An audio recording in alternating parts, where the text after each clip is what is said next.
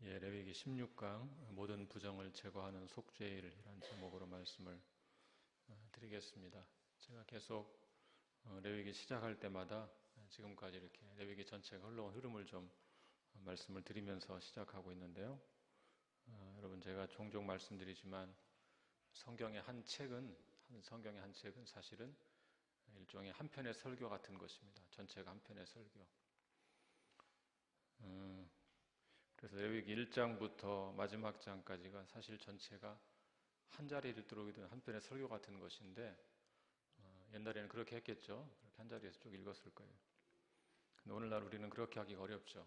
워낙 갭이 크기 때문에 언어적인 갭도 있고 문화적인 갭, 역사적인 갭, 또 이런 여러 가지 갭이 크기 때문에 한 번에 이 많은 내용을 그냥 읽는 것으로 끝낼 수가 없잖아요.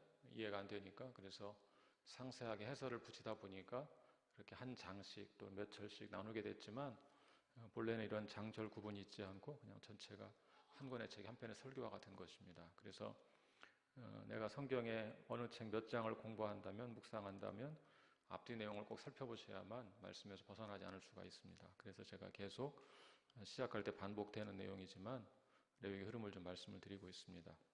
자, 1장부터 7장까지 5가지 제사법을 다루었고요. 8, 9, 10장은 그 제사를 집례할 제사장 제도를 다루었습니다.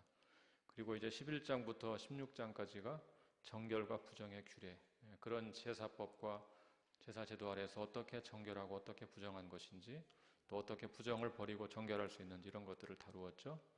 11장은 음식 문제를 다루었습니다. 먹을 수 있는 동물, 먹을 수 없는 동물. 12장은 여성의 출산과 관련된 부정을 다루었고, 13, 14장은 피부병과 곰팡이를 발생되는 부정을 다루었습니다.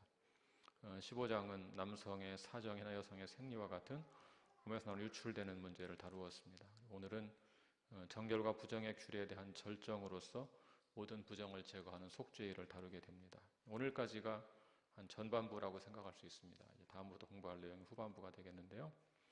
레위기 16장이 매우 중요한 위치를 차지하고 있습니다. 오늘 공부할 내용이 그렇습니다. 전체의 중심이라고 할 수 있습니다.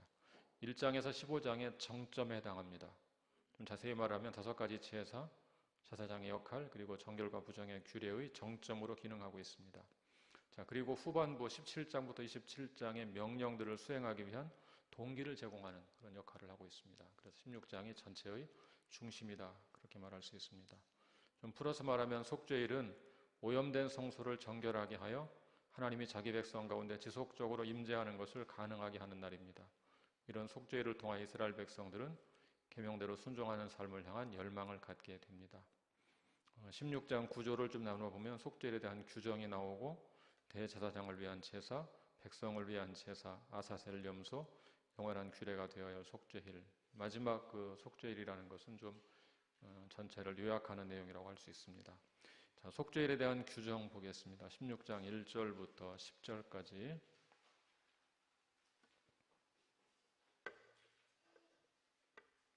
자, 저와 함께 한 절씩 교독하도록 하겠습니다.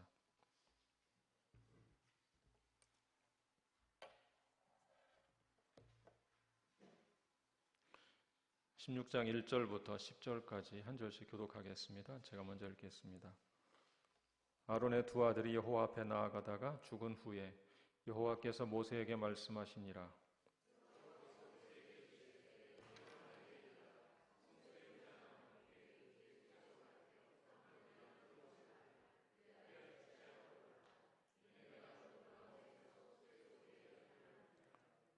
아론이 성소에 들어오려면 수송아지를 속죄 제물로 삼고 순양을 번제물로 삼고,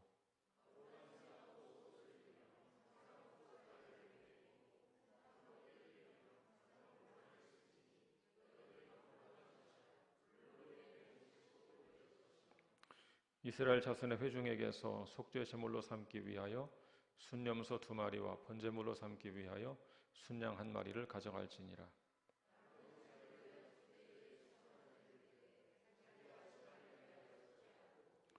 또 그 두 염소를 가지고 회막문 여호와 앞에 두고,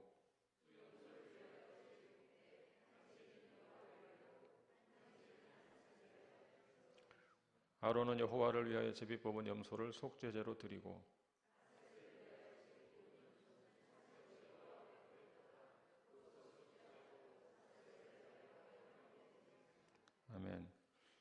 첫 번째, 율법도 이스라엘 역사 속에서 주어진 것이다. 성경을 읽을 때는 여러분이 항상 어떤 역사적 상황에서 기록된 것인가 생각을 해보셔야 됩니다. 레위기의 율법도 역시 어떤 진공 상태에서 주신 것이 아닙니다. 어떤 사건이 있었고 배경이 있어서 그와 관련해서 주신 것이죠. 1절에 보면 어떤 배경이 있습니까? 아론의 두 아들이 여호와 앞에 나아가다가 죽은 후에 그랬죠. 어떤 사건인지 아시죠? 나답과 아비후가 다른 불로 하나님께서 명령하지 않은 다른 불로 제사를 드렸다가 죽는 사건이 나옵니다. 그 사건이 발생한 다음에 주신 말씀이라고 볼 수 있습니다. 자, 하나님은 모세를 통해 아론에게 아무 때나 속죄소 앞에 들어오지 말라 명하셨어요. 제사장이 죽는 일이 없도록 하기 위해서죠. 보통의 제사장들은 속죄소에 들어갈 수가 없었습니다. 지성소에 들어갈 수가 없었습니다. 다만 대제사장만 1년에 한 번 속죄일에만, 오늘 다루는 속죄일에만 지성소에 들어갈 수가 있었습니다. 그날 대제사장은 하나님과 백성 사이에 중보자로 서서 하나님께 나아가는 것입니다. 하나님 앞에 하나님과 사람 사이에 중보자로 사역하는 대제사장의 모습은 하나님의 아들 예수 그리스도를 예표하는 것이죠. 예수 그리스도를 통해서 우리는 언제나 하나님께 나아갈 수 있게 되었습니다.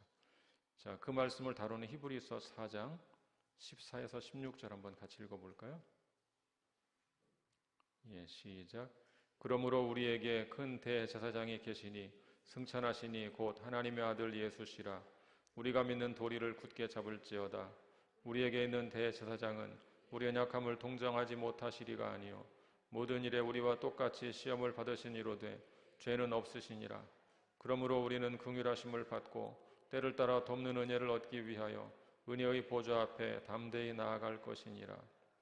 또 10장 19에서 22절 시작. 그러므로 형제들아 우리가 예수의 피를 힘입어 성소에 들어갈 담력을 얻었나니 그 길은 우리를 위하여 휘장 가운데로 열어놓으신 새로운 살 길이요 휘장은 곧 그의 육체니라.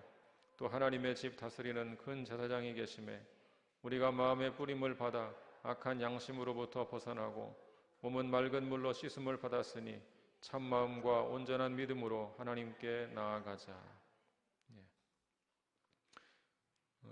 나중에 자세히 말씀드리겠지만 이 속죄일의 많은 사건들이 많은 예식들이 예수 그리스도를 예표하고 있는 것이라고 볼 수 있습니다. 자, 두 번째, 아론이 성소에 들어가기 위해 해야 할 일들 3절부터 5절인데요. 자, 첫 번째는 아론은 자신을 위하여 수송아지를 속죄제물로 삼고 순양을 번제물로 삼아 제사를 드려야 합니다. 여러분 지금 우리는 잘 상상이 안 되지만 이 대제사장 아론이 얼마나 굉장한 사람이겠어요. 백성들이 볼 때 하나님과 사람 사이에 중보자 아니에요? 중보자. 굉장한 사람이죠. 또 의상도 보통 의상이 아닙니다. 여러 보석을 받고 해서 화려한 의상을 입고 정말 백성들이 볼 때 사람처럼 안 보이는 것이죠. 굉장한 존재처럼 보였을 거예요. 그런데 그도 역시 하나님께 나아갈 때는 한 사람의 죄인에 불과한 것이죠. 제일 먼저 제사장이 뭘 합니까? 자기를 위해서 제사를 드립니다. 자신을 위해서. 자신의 속죄를 위해서 제사를 드리는 것이 가장 먼저 하는 일입니다. 한 사람의 죄인에 불과하다는 것이죠. 자, 두 번째. 아론은 몸을 물로 씻고 세마포 옷을 입어야만 했습니다. 거룩한 세마포 속옷과 세마포 속바지를 입고 세마포 띠를 띠고 세마포 관을 써야 합니다. 근데 이 세마포 옷이라는 것은 물론 좋은 옷이지만 대제사장이 평소에 입었던 옷과는 상당히 차별적인 옷입니다. 그렇게 화려한 옷은 아니에요. 평소 입어건 아주 화려했습니다. 그런데 그렇게 화려한 옷은 아니에요.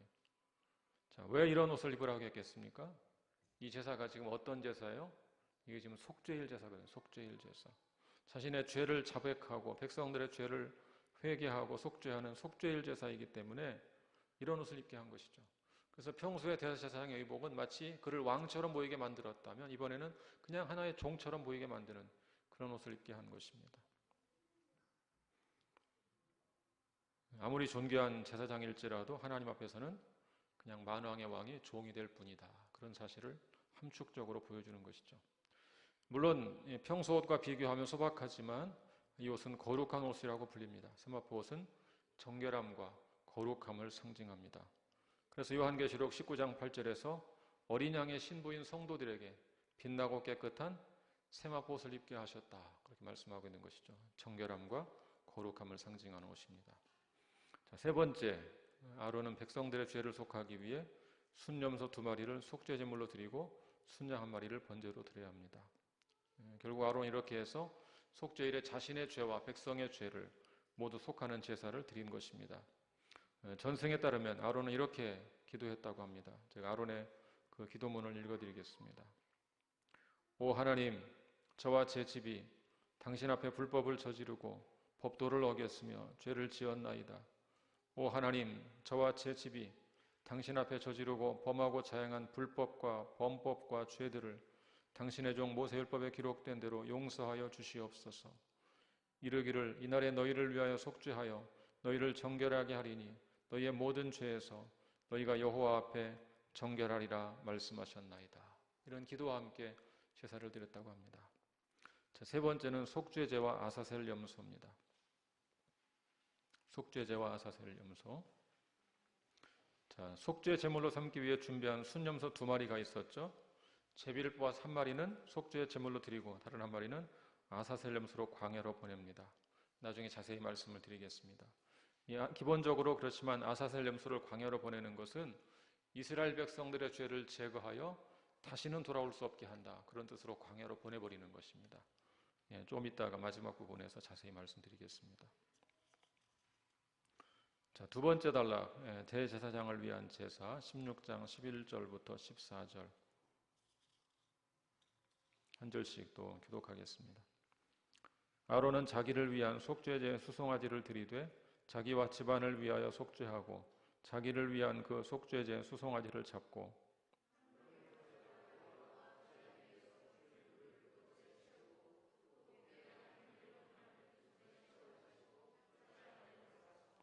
여호와 앞에서 분향하여 향연으로 증거교의 속죄소를 가리게 할지니 그리하면 그가 죽지 아니할 것이며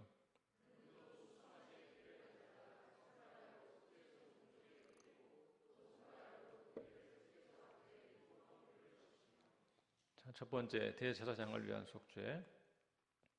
자, 아론이 자기를 위해 드리는 속죄제를 설명하는 것인데요. 11절을 잘 보시면 아론을 위한 속죄제가 한 절에 2번이나 언급되고 있죠. 아론은 자기를 위한 속죄제 수송아지를 드리되 자기와 집안을 위하여 속죄하고 자기를 위한 그 속죄제 수송아지를 잡고 이렇게 2번 반복해서 같은 내용을 표현하고 있죠. 뭘 강조하는 것입니까? 아까 말씀을 드린 것처럼 속죄의 의식을 시작할 때 가장 먼저 대제사장 자신을 위한 속죄가 이루어져야 한다는 것을 강조하고 있는 것이죠. 대제사장은 백성과 하나님 사이에서 중보하는 자이죠. 그렇기에 무엇보다 먼저 자기 죄를 자백하고 회개해야 되는 것입니다. 이 사실은 지도자는 항상 자신을 돌아보고 정결한 삶을 살아야 한다는 사실을 잘 보여주는 것입니다. 여러분, 이스라엘 역사를 보시면 이스라엘 타락할 때가 정확히 무엇과 일치합니까? 지도자들이 타락할 때와 정확히 일치하는 것입니다. 지도자가 타락할 때 백성들의 타락으로 이어진다는 엄중한 역사의 경고인 것이죠. 자, 분향의 의미 보겠습니다. 대제사장은 속죄제의 수소를 바치고 죽인 후 피운 불과 향을 휘장한 지성소에 가져갔습니다. 자, 향을 피운 목적이 거기 본문에 나와 있죠. 13절 한번 볼까요? 13절. 자, 시작. 여호와 앞에서 분향하여 향연으로 증거교의 속죄소를 가리게 할지니 그리하면 그가 죽지 아니할 것이며. 향을 피운 목적이 뭐라고요? 속죄소 위 속죄소를 가리기 위한 것이었다 그랬어요. 향을 피워서 향으로 하여금 마치 자욱한 안개처럼 가린다는 것이죠. 그러면 대제사장이 죽임을 당하지 않기 때문이다. 하나님을 보면 죽임을 당할 수밖에 없기 때문에 그렇게 가렸다는 것입니다. 헤르츠라는 학자는 이렇게 설명했습니다. 향연의 목적은 대제사장이 하나님의 거룩하신 임재를 바라보지 못하도록 차단하는 막을 만드는 것이다 그랬습니다. 여러분, 지성소에 들어가는 것은 이렇게 위험천만한 일입니다. 오늘 우리가 하나님의 은혜의 보좌 앞에 자유롭게 나아갈 수 있다는 것이 얼마나 큰 은총인가 생각할 수밖에 없죠. 자, 세 번째, 피를 뿌리는 행위의 의미. 16장 14절에 피를 뿌리는 행위가 있죠. 자, 대제사장은 수소의 피를 가져다가 손가락으로 속죄소 동쪽에 뿌리고 또 손가락으로 그 피를 속죄소 앞에 7번 뿌렸습니다. 속죄소라는 것은 그 지성소 안에 법궤가 있잖아요. 법궤 윗판을 가리킵니다. 법궤 위 덮개. 법궤를 덮고 있는 덮개를 속죄소, 다른 말로 또 시은좌라고 합니다. 시은좌. 은혜를 베푸는 자리, 시은좌, 하나님께서 앉아 계신다. 그런 상징적 의미를 가진 것이죠. 처음 피를 뿌린 것은 자신의 죄를 속하기 위한 것이고, 두 번째 피를 7번 뿌린 것은 7번은 완전수잖아요. 그러니까 성소의 정화를 위한 것입니다. 자, 이로써 자신의 죄가 용서받고 자신의 죄로 오염된 성소도 완전히 정화되는 것이죠. 항상 이 두 가지를 같이 했습니다. 자신의 죄를 용서받고 자신의 죄로 오염된 성소를 정화하고, 그래서 함께 이 사람 개인과 그 장소를 함께 거룩하게 만드는, 정화하는 그런 일을 했습니다. 자, 세 번째는 이제 백성을 위한 제사입니다. 16장 15에서 19절 또 함께 교독하도록 하겠습니다. 또 백성을 위한 속죄제 염소를 잡아 그 피를 가지고 휘장 안에 들어가서 그 수송아지 피로 행함 같이 그 피로 행하여 속죄소 위와 속죄소 앞에 뿌릴지니,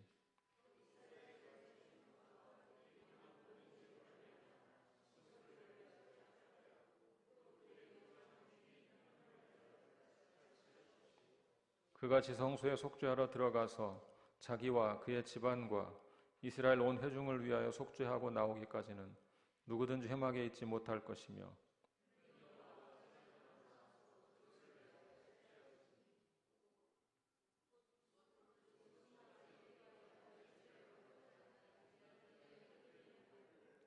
또 손가락으로 그 피를 그 위에 7번 뿌려 이스라엘 자손의 부정에서 제단을 성결하게 할 것이요. 자, 속죄소에 피를 뿌리는 것의 의미를 생각해 보겠습니다. 대제사장은 백성을 위한 속죄 염소를 잡아서 그 피를 속죄소 위와 속죄소 앞에 뿌립니다. 이것은 이스라엘 백성의 죄로 오염된 지성소를 정결하게 만든다, 그런 의미를 담고 있습니다. 또 두 번째는 제단을 성결하게 하는 것도 나오는데요. 그 의미를 생각해 보겠습니다. 18절과 19절에 조금 아까 읽은 데 보면 제단으로 나와서 그것을 위하여 속죄할지니 그랬죠. 또 제단을 속죄한다. 지성소를 정화하고 그 다음에 성소로 나와서, 지성소와 성소가 있잖아요. 법궤가 있는 곳이 지성소고 그 앞이 성소죠. 성소로 나와서 그 피를 제단 귀퉁이 뿔에 바르고 그 위에 또 7번 뿌려서 제단을 성결하게 합니다. 이렇게 해서 지성소와 성소 전체를 정결하게 합니다. 자, 그렇다면 이렇게 지성소와 성소를 정결하게 하는 이유가 무엇이겠습니까? 그 이유는 거룩하신 하나님께서 자기 백성 가운데 임재해야만 하기 때문에 그런 것이죠. 하나님은 완전히 거룩한 분이라서 부정한 곳에 임할 수가 없습니다. 그래서 대제사장은 매년 이렇게 자신과 백성들의 죄로 더럽혀진 지성소와 성교를 정결하게 만드는 것입니다. 신약시대의 하나님은 인간 예수의 모습으로 이 부정한 땅에 친히 오셨죠. 구약의 관점으로 본다면 그것은 매우 위험한 일입니다. 매우 위험한 일, 굉장히 이상한 일이죠. 하나님께서 인간의 모습을 입고 이 땅에 온다, 그것도 아이로 태어나서 성장하는 과정을 다 겪는다, 그것은 모험 중에도 모험이죠. 그래서 성육신을 은혜라고 말하는 것입니다. 하나님께서 일대 모험을 감행한 굉장한 은혜인 것이죠. 요한복음 1장 14절은 그 사실을 이렇게 표현합니다. 우리 한번 같이 읽어볼까요? 예, 시작. 말씀이 육신이 되어 우리 가운데 거하심에 우리가 그의 영광을 보니 아버지의 독생자의 영광이요 은혜와 진리가 충만하더라. 자, 말씀이 육신이 되어서 육체를 입고 우리 가운데 거하셨다. 여러분, 그 거하신다는 단어에 밑줄을 치고 표시를 해보세요. 이 말씀에서 제일 중요한 단어가 거하심이에요. 거하심에. 왜냐하면 그 거한다는 말이 원래 천막을 친다, 성막을 친다 그 말이에요. 그러니까 이 말씀이 신약의 말씀이지만 구약을 배경으로 지금 깔고 사도 요한이 기록하고 있는 거예요. 구약 시대에는 하나님께서 성막을 치고 성막 가운데 임재하셨다면 지금은 말씀이 육체를 입고 우리 가운데 거하셨다. 우리 가운데 마치 천막을 치고 계실 때처럼 그렇게 거하셨다. 그렇게 말하는 거예요. 그런데 그의 영광을 보니 아버지의 독생자 영광이요 은혜와 진리가 충만하더라. 아버지의 독생자 영광, 은혜와 진리가 충만하다. 예수님은 참 진리로 우리 가운데 오셨죠. 그런데 그 진리가 불의한 땅에 찾아오셨어요. 이 부정한 땅에 찾아오셨어요. 그래서 그 안에 은혜와 진리가 충만했다고 말하는 것입니다. 얼마나 충만한 은혜입니까? 부정한 땅에 육체를 입고 자기를 재현하시고 찾아오신 것이에요. 그래서 그 진리가 그렇게 찾아오셨으니까 은혜와 진리가 충만했다. 참 진리가 이 불의하고 부정한 땅에 은혜로 찾아오셨다. 그런 뜻을 표현한 것입니다. 자, 세 번째, 누구든지 혐하게 있지 못할 것이며 16장 17절에 보면 자, 지성소에 속죄하러 들어가서 대제사장이 자기와 그의 집안과 이스라엘 온 회중을 위해 속죄하고 나오기까지 누구든지 혐하게 있지 못할 것이다. 그랬어요. 하나님과 사람 사이에 중보자는 한 분밖에 없기 때문에 지금 중보자가 그 속에 들어가 있을 때 아무도 그 옆에 설 수가 없는 것입니다. 디모데전서 2장 5절 같이 읽어볼까요? 예, 시작. 하나님은 한 분이시요 또 하나님과 사람 사이에 중보자도 한 분이시니 곧 사람이신 그리스도 예수라. 오늘 목회자들 가운데 자신을 중보자로 착각하는 사람들이 있어요. 목사는 중보자가 아닙니다. 여러분, 우리가 중보자란 말을 조심스럽게 써야 되는데요. 우리가 중보기도라고 말할 때 그 말도 좀 조심스럽게 사용할 필요가 있습니다. 우리는 속죄의 중보자는 아닙니다. 속죄의 중보자는 예수님밖에 없죠. 우리는 다만 우리가 쓰는 중보기도라는 말의 의미는 남을 위해서 대신 기도한다, 그런 뜻만 담고 있는 것이지 우리가 하나님과 사람 사이에 중보하는 것은 아니에요. 중재자 역할을 하는 것은 아닙니다. 그렇게 되면 잘못된 용어 사용이 되는 것입니다. 자, 네 번째, 아사셀 염소 보겠습니다.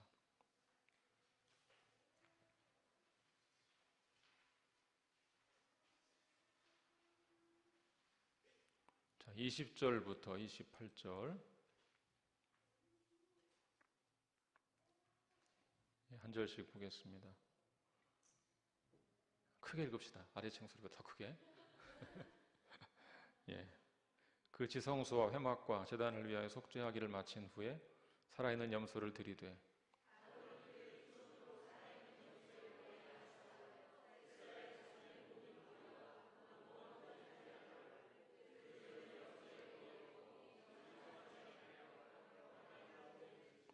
염소가 그들의 모든 부리를 치고 접근하기 어려운 땅에 이르거든 그는 그 염소를 광야에 놓을지니라.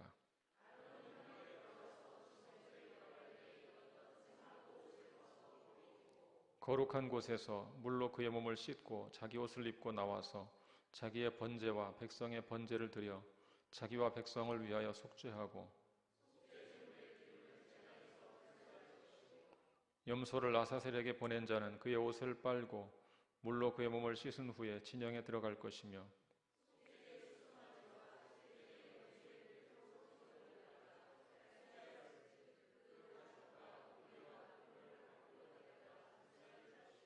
다 같이 불사른 자는 그의 옷을 빨고 물로 그의 몸을 씻은 후에 진영에 들어갈지니라.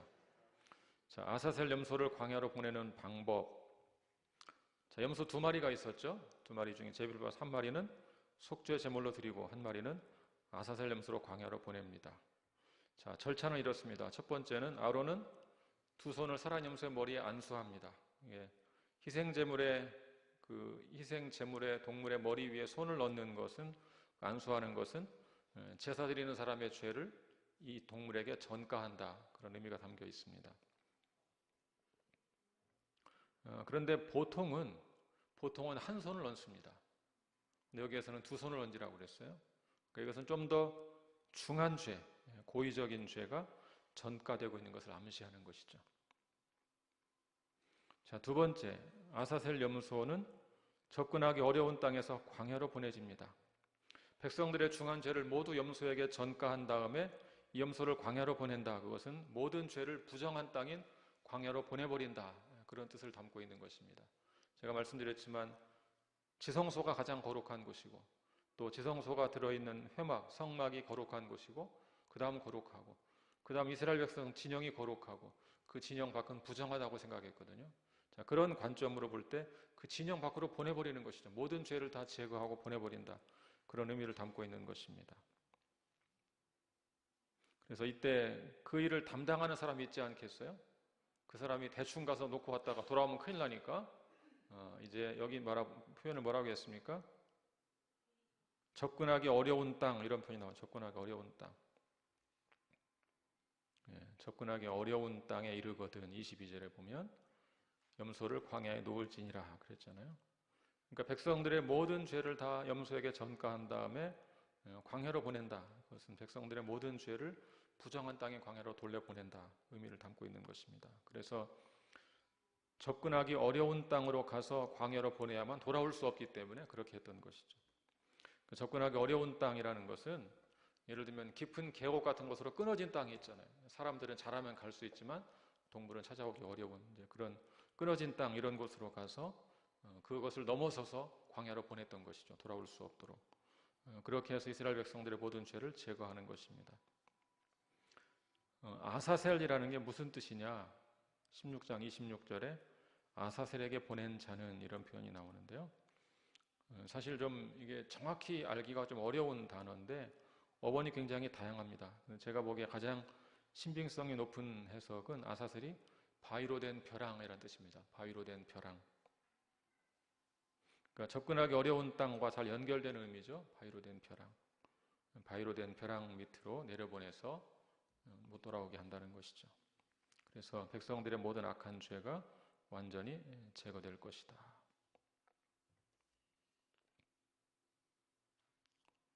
자, 세 번째, 염소를 아사셀로 보낸 후의 절차.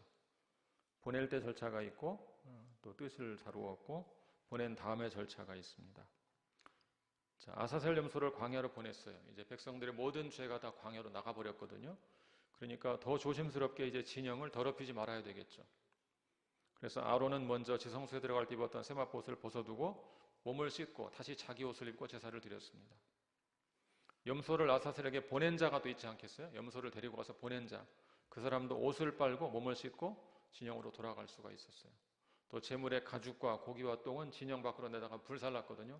또 그 일을 처리한 자, 그 사람도 옷을 빨고 몸을 씻고 진영으로 돌아갔습니다. 자, 이렇게 해서 이스라엘 백성 사는 진영을 정결하게 회복했던 그런 절차라고 볼 수 있습니다.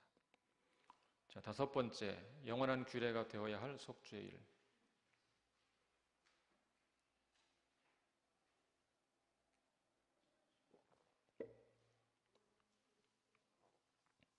29에 34절 또 같이 교독하겠습니다. 너희는 영원히 규례를 지킬지니라. 일곱째 달 곧 그 달 10일에 너희는 스스로 괴롭게 하고 아무 일도 하지 말되 본토인이든지 너희 중에 거류하는 거류민이든지 그리하라.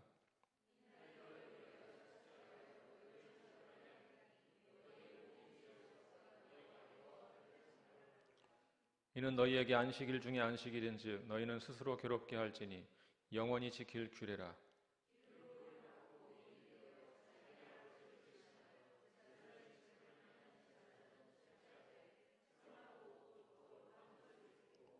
지성소를 속죄하며 회막과 제단을 속죄하고 또 제사장들과 백성의 회중을 위하여 속죄할지니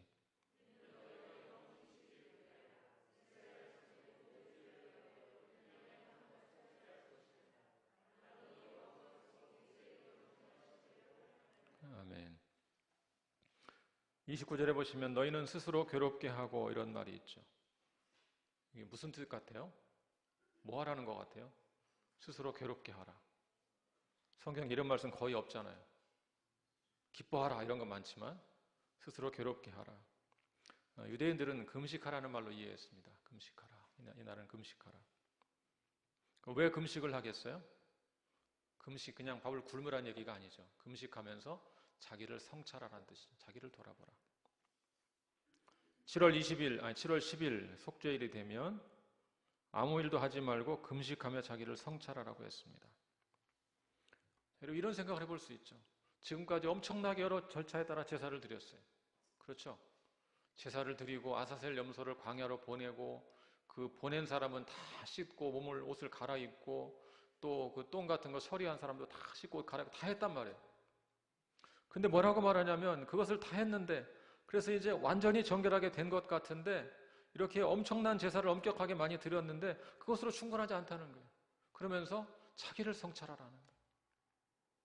여러분 이것은 의식과 삶의 일치가 얼마나 중요한 문제인가를 일깨워주는 것입니다. 의식으로 충분하지 않다는 거예요. 아무리 많은 제사를 드려도 그것으로 충분하지 않다는 거예요. 속죄일이 되면 백성들은 금식하며 자기를 성찰하는 참회 시간을 가지라는 것입니다. 그렇지 않으면 의식이라는 것이 형식이고 허식에 불과하다 얘기를 하고 있는 것이죠. 그래서 이사야가 제사의식과 삶이 일치하지 않는 모습을 보고 혹독하게 비판했죠. 이사야가 말하는 것의 그 본질이 뭔지 알아야 됩니다. 본래 의도가 뭔지 문자적으로 보지 말고 한번 읽어보죠. 11절부터 17절 제가 먼저 읽겠습니다. 여호와께서 말씀하시되 너희의 무수한 재물이 내게 무엇이 유익하뇨? 나는 순양의 번제와 살찐 짐승의 기름에 배불렀고 나는 수송아지나 어린 양이나 순염소의 피를 기뻐하지 아니하노라.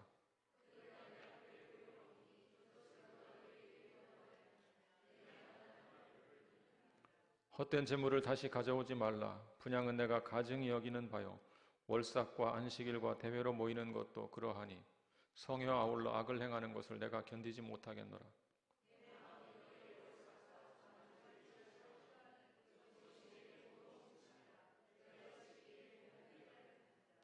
너희가 손을 펼 때 내가 내 눈을 너희에게서 가리고 너희가 많이 기도할지라도 내가 듣지 아니하리니 이는 너희의 손에 피가 가득함이라.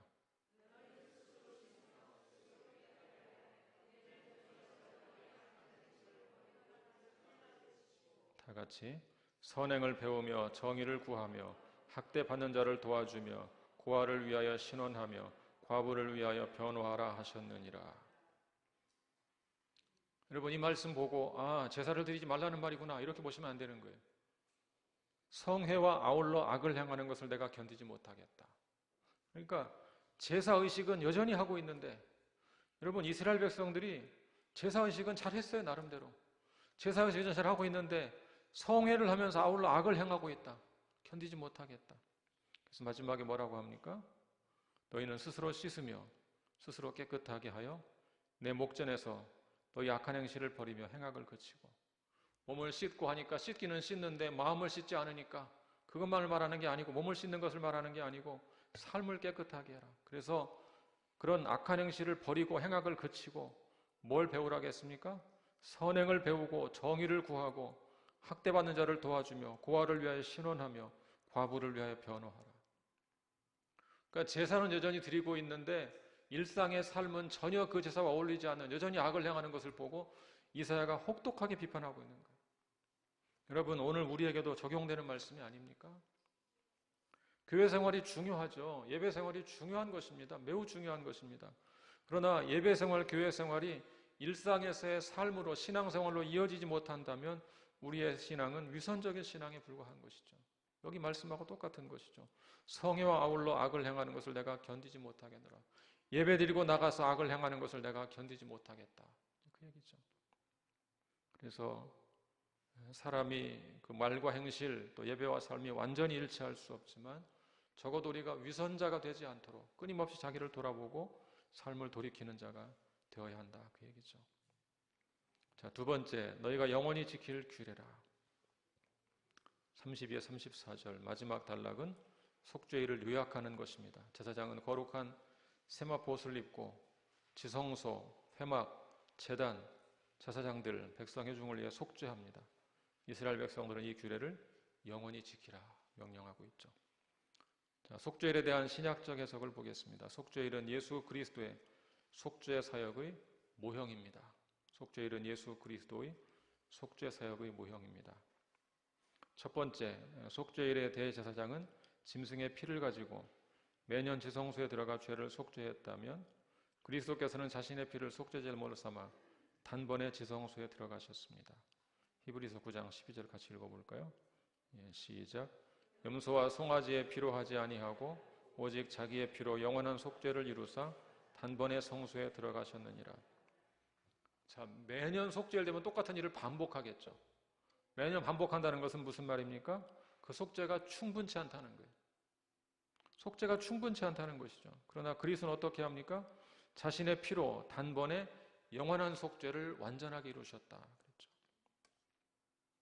자, 두 번째, 그리스도께서 십자가에 달리실 때 지성소에 들어가는 휘장이 찢어진 것은 속죄일에 대제사장만이 들어갈 수 있었던 지성소에 이제는 누구나 들어갈 수 있다는 의미이다.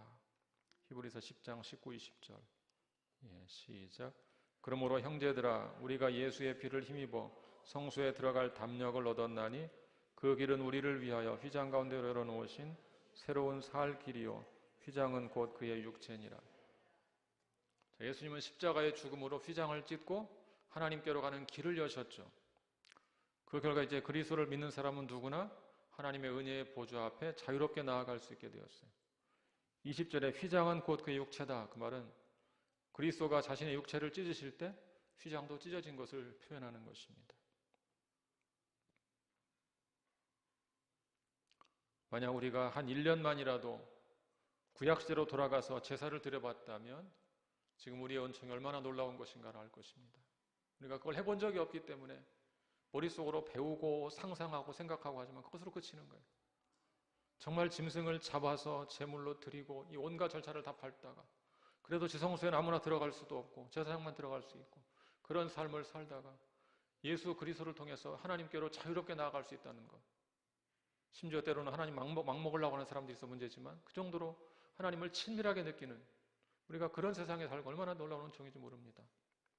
자, 세 번째 보겠습니다. 속죄일은 매년 반복되어야 하지만 예수 그리스도는 단번에 자신을 들여서 속죄를 완성하셨습니다. 히브리서 10장 10절 시작. 이 뜻을 따라 예수 그리스도의 몸을 단번에 들이심으로 말미암아 우리가 거룩함을 얻었노라. 속죄일은 매년 반복되죠. 대제사장은 작년에 지성소에 들어가 속죄한 다음에 1년 지나면 또 그날에 또 들어가 속죄하고 그렇죠. 그러나 그리스도는 자신의 몸을 들여서 단번에 속죄를 완성하셨습니다. 네 번째, 속죄일에 아사셀 염소를 진영 밖 광야로 보냈다면 그리스도 역시 백성들의 죄를 지고 진영 밖으로 보내지셨습니다. 히브리서 13장 12절 시작. 그러므로 예수도 자기 피로써 백성을 거룩하게 하려고 성문 밖에서 고난을 받으셨느니라. 예수님 예루살렘 성문 바깥에서 진영 밖으로 보내져서 그곳에서 골고다 언덕에서 십자가의 고난을 받으셨죠. 그래서 아사셀 염소와 같이 그렇게 백성들의 죄를 지고 진영 밖으로 보내지셨다는 것입니다. 자, 결론. 그리스도의 속죄를 경험한 사람은 이제 어떻게 살아야 하는가? 구약의 속죄일은 어떻게 하라고 했어요? 구약의 속죄일은 스스로 괴롭게 하라 그랬죠. 스스로 괴롭게 하라. 금식하라.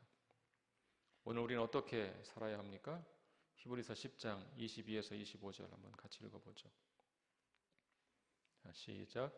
우리가 마음의 뿌림을 받아 악한 양심으로부터 벗어나고 몸은 맑은 물로 씻음을 받았으니 참마음과 온전한 믿음으로 하나님께 나아가자. 또 약속하신 이는 미쁘시니 우리가 믿는 도리의 소망을 움직이지 말며 굳게 잡고 서로 돌아보아 사랑과 선행을 격려하며 모이기를 패하는 어떤 사람들의 습관과 같이 하지 말고 오직 권하여 그날의 가까움을 볼수록 더욱 그리하자. 자, 네 가지로 좀 정리할 수 있죠. 첫 번째, 참마음과 온전한 믿음으로 하나님께 나아가야 한다. 두 번째, 믿는 도리의 소망을 굳게 잡아야 한다. 자, 왜 소망을 굳게 잡으라 그랬겠어요? 이때 환난과 핍박이 있을 때거든요. 엄청난 핍박이 있을 때. 핍박 중에도 믿는 도리의 소망을 굳게 잡아라. 최종적으로 믿음으로 승리할 수 있다는 것을 굳게 잡으라고 권면하는 것입니다. 또 그렇게 하기 위해서 서로 돌아봐 사랑과 선행을 격려하라. 매일매일 배교하는 사람들이 있고 매일매일 또 순교하는 사람도 있고 그런 현실 속에 있거든요. 히브리서 독자들이 지금. 그러니까 서로 돌아봐 사랑과 선행을 격려하라. 소망을 잃지 않도록. 또 그러기 위해서 모이기를 힘써라. 모이기를 권해라. 자주 모여서 서로 격려하고 권면하고 소망을 잃지 않도록 서로 힘을 북돋아서 참마음과 온전한 믿음으로 함께 하나님께 나아가자. 그렇게 권면하는 것입니다. 여러분, 그것이 우리가 신앙생활을 하는 것 아닙니까? 우리 신앙생활이라는 것이 하나님과의 관계로만 끝난다면 그럴 필요가 없는데 그렇지 않잖아요. 그렇게 할 수 있는 것이 아니죠. 누구나에게 공동체가 필요한 거죠. 누구나의 공동체가 필요한 거죠. 위로와 권면이 필요한 것이죠. 내가 지칠 때 나를 붙잡아줄 사람 필요하고 또 그가 지칠 때 내가 그를 붙잡아줘야 되고 그래서 결국 믿는 도리의 소망을 굳게 잡고 믿음으로 함께 나아가자고 서로를 권면하고 그렇게 해서 이 유혹이 많은 세상에서 우리가 믿음으로 끝까지 승리하는 길을 걸어가는 것입니다. 저와 여러분 모두가 그렇게 믿음으로 승리할 수 있기를 주의 이름으로 축복합니다.